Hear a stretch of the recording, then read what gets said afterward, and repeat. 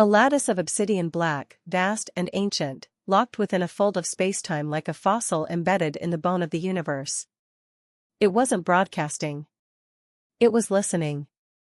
And it had been listening for a very long time.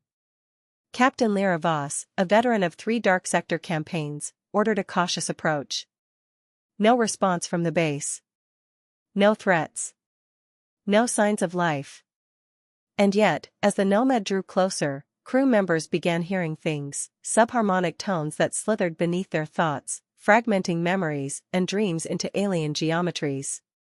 One ensign whispered of faces behind her eyelids. Another began drawing symbols in his own blood. They dismissed it as stress. Delirium. The cost of proximity to an ancient artifact. They were wrong. The structure opened its gates without resistance. No weapons. No scans. It simply welcomed them, as if their arrival had been calculated to the second. The moment the docking clamps engaged, shipboard time fractured. Chronometers diverged by hours, minutes, then days. The captain issued an order to retreat, but it arrived too late, spoken words delayed, bouncing back out of sync with reality. It wasn't just the crew that had entered the base. Time itself had crossed a threshold. Something was feeding. They left a final log entry, unfinished: "We are not inside it. It is inside us." That was the last transmission Earth Command received. Before the Nomad vanished from the stars, they called it a corridor, though no one remembered walking into it. The crew awoke one by one, as if surfacing from a dream that wasn't theirs, surrounded by walls that breathed, not metaphorically, but with the slow, measured rhythm of a living thing. The metal wasn't metal. It pulsed with warmth, carried vibrations deeper than sound. Lieutenant Marin swore he heard a heartbeat in the floor. Dr. Eno argued it was their own. But Voss just stared, her eyes fixated on the end of the corridor, where the darkness wasn't just absence of light, but something more final. A curtain of non-existence. No doors. No seams. Just passageways that responded not to touch or command, but thought. You didn't walk in this place. You were chosen to arrive. Every member of the crew noticed the same thing first: the lack of reflection. Surfaces polished to an unnatural sheen, yet no image ever stared back. Helmets, visors, even glass displays showed only void. Their bodies were here, but some essential echo of self, the part that should return in the mirror, was missing. The structure wasn't just a place. It was a lens. A processor. And it was already breaking them down. Voices began to carry wrong. Words left lips a fraction too slow, or returned warped, distorted like magnetic tape dragged through water. Marin asked the AI for a systems check. The AI answered in reverse. When she ran diagnostics on her own voice, the waveform showed a second signal buried beneath, an older voice, speaking in a dead language no one recognized. A message layered through every sentence she'd ever spoken aboard the Nomad. They followed the corridor deeper, though none admitted it was by choice. It widened the farther they moved, not physically but perceptually, as if the structure stretched thought itself. The sense of time splintered again. Day and night became meaningless. The hallway remained unlit, but still they saw. Not with eyes, but with memory. Childhood homes flickered at the edges. Forgotten music played just behind their ears. Voss stopped to catch her breath and heard her father's last words, crystal clear, though he'd died years ago on Titan's icy plains. Then came the chamber. Circular. Perfect. Blacker than vacuum. No windows. No doors. In the center, a pedestal holding a cube no larger than a fist. It floated, humming softly, and inside it flickered dozens of overlapping faces, some human, some not. All screaming silently. Eno reached out instinctively. The cube responded, flashing symbols across the floor. Not lights. Not projections. But concepts. Regret. Hunger. Repetition. Then the worst: welcome back. Voss backed away. The cube pulsed again, showing the nomad, not as it was, but as it will be. Overgrown. Twisted. And empty. That was when they understood. This was not the first crew. They had all been here before Captain Voss began to question the certainty of her own memories. Not because they were fading, but because they were growing. Layering. Expanding. She remembered walking the halls of the base in a life she'd never lived, standing in this exact spot with a crew she'd never known, issuing commands in a language that didn't belong to Earth. The hallucinations, she told herself, had to be neurological feedback, side effects of proximity to alien tech. Yet each passing hour revealed the same truth: the base wasn't projecting illusions. It was unlocking continuity. They weren't the first crew to enter this structure, no, but worse, they might have always been the same crew. Dr. Eno's vitals began spiking erratically. His blood showed non-terrestrial proteins, restructuring into geometric chains. He had no wounds. Nothing entered him. And yet his body was becoming something new, symmetrical to patterns on the walls, patterns that pulsed only when he breathed. Lieutenant Marin's hands changed next, fingerprints flattening, replaced by glyphs she couldn't read but instinctively understood. She kept muttering a single phrase, "The shape remembers." Again and again, until she began scratching it into her own skin. The corridor behind them closed. They hadn't noticed the walls sealing off. No footsteps. No doors. Just gone. Even the ship, no confirmation it still existed. They couldn't hear the nomad. Couldn't call out. Their own voices began to echo with a delay that grew longer each time they spoke. 5 seconds. 10. Then 30. As if their thoughts were no longer happening in real time. Then they found the gallery. A wide chamber lined with frames, each containing a full-body sculpture of someone who looked almost human. Voss approached the nearest one. It was herself. Frozen in mid-breath, eyes wide with horror. The label beneath wasn't a name. It was a timestamp. 5 cycles in the future. The next frame showed Marin, arms outstretched, mouth open in a scream. The one after, Eno, kneeling, hands clasped, his face serene and almost thankful. There were thousands of these. Human. Alien. Hybrid. Layered through epochs of time like sediment. Each face frozen in the moment of transformation, not into stone, not into art, but into memory itself. Living records preserved not for admiration, but for digestion. Voss backed away and saw movement in the mirror-like floor. Their reflections had returned. But they were lagging, trailing by seconds, smiling when they should have been afraid. Then the reflection stopped copying altogether, and began watching. Marin spoke first. Her reflection did not. It stepped forward inside the glass. Tilted its head. Raised a hand she hadn't lifted. Then it mouthed, silently, "I remember being you." She screamed, but it was too late. The walls behind them shifted again, and the path forward revealed itself. Not as a corridor, but a vein. Pulsing. Alive. The base wasn't just sentient. It was feeding on identity, and they were now part of its bloodstream. It no longer mattered how long they'd been inside. Time had untethered from reason. One moment, Voss could feel the rush of adrenaline in her chest, fresh, urgent, present. The next, she was haunted by the memory of her own death, not as a dream or prediction, but a recollection carved into her like scars. Eno began speaking in fragments of the future. Not guesses. Not fears. But direct reports of things yet to happen. Marin finished his sentences before he started them, then forgot why she'd spoken at all. Time wasn't breaking, it was folding, like a sheet of paper pressed together at angles the mind could not follow. They entered a chamber shaped like no architecture known to man, its geometry impossible, its horizon bent inward. The walls moved, but not with machinery or light. They shifted with purpose. Not random. Not reactive. They were orchestrated by thought. and they thought back. In the center of the chamber floated a massive polyhedron, its surface covered in flowing equations that updated themselves in real time. Eno scanned them and wept. They weren't calculations. They were chronologies. The full history of a species that never existed in our universe, rendered not as text, but as grief.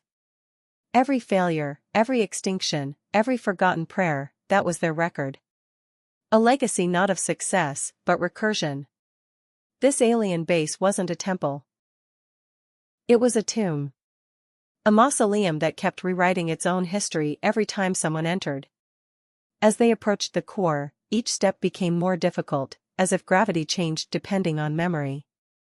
Marin dropped to her knees and screamed, her entire childhood replayed in her mind in reverse, each year ripping away skin from her sense of self. Voss saw every battle she had ever survived laid out like chess pieces on the floor, every command she'd given now shown from the perspective of those who died obeying it. Each face cursed her. One by one. In languages she'd never learned but now somehow understood. The polyhedron pulsed once, and the chamber turned inside out. They didn't move. The room did. It restructured their position not by shifting the walls, but by rewriting the laws they were made of. They now stood in 3 places at once. Their shadows multiplied, flickering like corrupted footage, some trembling, some staring back with unfamiliar eyes. Voss saw herself. Older, eyes blackened, mouth moving silently. Then younger, terrified, holding something, her own heart, still beating. Eno's double was smiling. Marin's twin was nailed to the ceiling, upside down, whispering math. They reached the center, and the polyhedron collapsed inward. A voice, not heard but felt, filled the chamber. You are not the explorers. You are the continuation. The room went silent.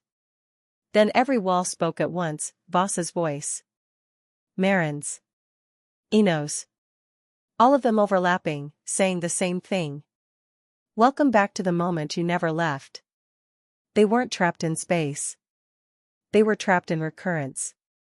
This was not the first entry. This was the loop. The deeper they moved, the more reality degraded, not in violence or distortion, but in clarity. The textures of the walls became thoughts. The ceilings bled sound. Every surface breathed meaning. Voss's HUD began showing her crew's memories instead of data. Marin's wedding, Eno's first surgical failure, a childhood dog that Voss had buried under Martian dust. None of these memories were hers. And yet they felt closer than her own. They found the engine suspended in the next chamber. Not a machine, not truly. It looked like a spinal column fused with a cathedral built in reverse, with its altar buried in its own ceiling. It pulsed with gray light, flickering with the cadence of breathing minds. The chamber vibrated in unison with the deepest sensations a person could experience: regret, fear, longing. The machine had no wires. No screens. No power source. It ran on recollection. Dr. Eno was the first to approach. His face fell slack. He murmured a phrase he didn't recognize: it catalogs by extraction. The moment his fingers touched the pulsing stem, his memories began to bleed from his mouth, not words, not stories, but actual shapes. Symbols. Sigils of sorrow. They hung in the air like frozen breath, rearranging themselves until they formed a double of him, made entirely of memory. Marin collapsed as her name was pulled from her own thoughts. Not spoken aloud, ripped. The engine replaced her name with a glyph burned into her chest. A brand she couldn't scrub. Voss watched helplessly as her crew became thinner. Not physically. Not visually. But in presence. As though their souls were being stretched into data, backed up into a cathedral of consumption. Then the voice returned. You believe memory is personal. You misunderstand. Memory is resource. You are vessels. Voss backed away, but her feet refused to move. Not paralysis. Consent. The base had rewritten her decision before she made it. She tried to order a retreat, but the words reversed in her mouth. They didn't come out. They went back in. Swallowed by the structure. Nullified. Eno screamed. His double was now talking, its mouth producing a sound like cracking ice under pressure. Then it split down the middle, revealing not organs but timelines. Branches of what he could have been. The version of him who died in medical school. The one who never left Earth. The one who became part of this base 100 years ago. And still, the machine fed. Marin's face began to blur. Not fade, blur, like a photo in motion. Every second, she became less defined, her features reshaped by alternate choices. Voss reached for her, but her hand passed through. Marin was becoming memory itself. The engine turned, not physically, but conceptually. Its attention now faced Voss. And then she heard it, beneath the noise, beneath the stolen memories. Her own voice, from childhood, crying, "I never want to forget." The bass had heard her. Across time. Now it would ensure she never remembered anything else again.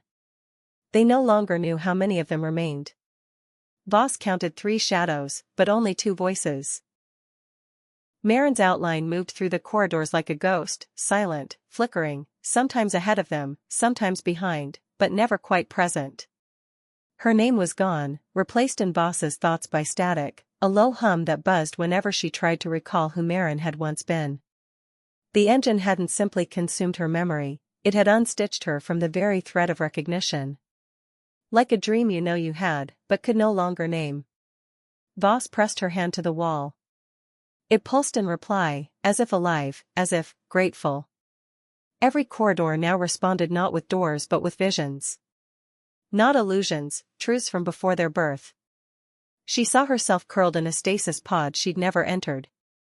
She saw the nomad disintegrating above an alien moon centuries before they left Earth. She saw the base opening its mouth, not a gate, but a mouth, and swallowing timelines whole. This wasn't a ruin. It wasn't even a prison. It was a boundary. A final test designed not for those who stumbled in, but for those who returned. Eno no longer spoke. He chanted. Softly, rhythmically, in a voice that wasn't his. Each word formed a circle in the air, luminous and cold. His eyes reflected things they hadn't seen, other chambers, other corridors, endless and recursive. His face cracked at the edges, not physically, but symbolically, as though his identity had become too fractured to maintain cohesion. They reached a door without a handle. Without hinges. It was simply there, humming at the frequency of despair. Voss didn't knock. She didn't open it. She remembered it open. And so it was. Inside was nothing. Truly nothing. Not darkness. Not absence. Just a concept, unbeing. The threshold. Floating in the center was a figure, a mirror of Voss, younger, bloodless, glowing with light that moved backwards. The figure opened its mouth, but instead of words, it exhaled fragments of her, memories she hadn't lived yet. An argument she hadn't had. A death she hadn't died. And then it spoke. You will go no further until you give what you are. Voss stepped forward. Eno reached to stop her, but his hand passed through her shoulder. He was already forgetting her. Already forgetting himself. Voss looked at the threshold, at her own face, staring back. What am I? She asked. The reply came from every surface, every fold of the chamber, vibrating through bone. You are the story you believe you lived. In that instant, she understood. To pass through, she had to surrender her story. Not just memory. Not just identity. But narrative, the arc that told her she was Voss, that she had ever been a captain, that she was real. It was the only way forward. And the only way to never return. She closed her eyes. Spoke her name one last time. And let it go. The threshold opened. And the past became unreachable the moment she crossed the threshold, the laws of continuity unraveled. There was no time, no forward, no sense of now. The chamber was infinite but also smaller than her skull, and she floated, not in air or space, but in implication. Voss could feel herself being parsed, like a paragraph in a language too old to be remembered. She had no heartbeat. No breath. Only a presence, like a memory waiting to be read. She was alone. Not metaphorically. Utterly alone. Not even her thoughts responded with the intimacy they once had. She reached for something, anything, to anchor herself. A name. A face. A mission. But all of it folded away like paper, creased and compacted into irrelevance. She no longer remembered what had brought her here. Only that something must have. Then the archive began to open. It was not a library. It was a wound. Torn across dimensional skin, bleeding knowledge that drifted like spores. Floating manuscripts constructed from events that never happened, histories composed of choices that went unmade. Each page was a life. Each chapter a civilization. None had survived. She stepped into the archive, and the walls rearranged themselves around her intent. No doorways. No light. Just awareness, a system that bent to the shape of her curiosity. But that curiosity had a cost. The first query formed without her permission. What happened to the first humans? The archive answered not in words, but in sensation. A choking feeling. The texture of dust in lungs. Hands reaching through airlocks that were never sealed. Screams recorded on no devices. She felt the disintegration of an entire generation, drifting between galaxies, drawn here by the same signal that had summoned her. They had not died. They had been harvested. A second query. Why bring us back? Answer, loneliness. Not hers. The base's. Voss dropped to her knees, overwhelmed. The archive was not built by the aliens. It was the alien. A repository of everything it consumed, every soul, every echo, every divergence of thought. It remembered everything so others wouldn't have to. It carried the burden of universal failure, collecting every extinct path so that something would remain after even memory collapsed. A third query emerged before she could resist. Who am I now? And the archive answered by projecting 1,000 versions of herself. Voss the martyr. Voss the tyrant. Voss the engineer who turned away from the nomad. Voss who died at birth. Voss who became one with the archive, the way others before her had. Each version was real. Each possible. Each waiting to be chosen.